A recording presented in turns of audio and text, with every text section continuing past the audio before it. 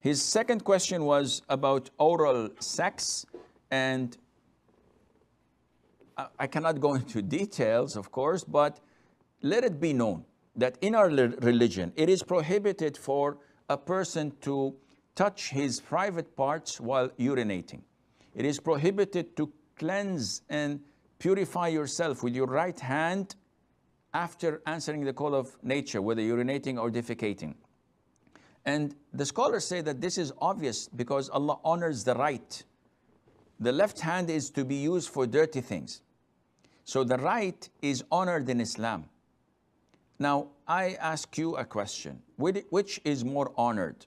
Your right hand that you eat with, or your mouth that you say the Shahada with, that you recite the Quran with, that you say the name of Allah Azza wa Jal with, to be used in such filthy things that we did not learn except from the kafir. Even the dogs may not do this, the animals. So one should refrain from such filthy things.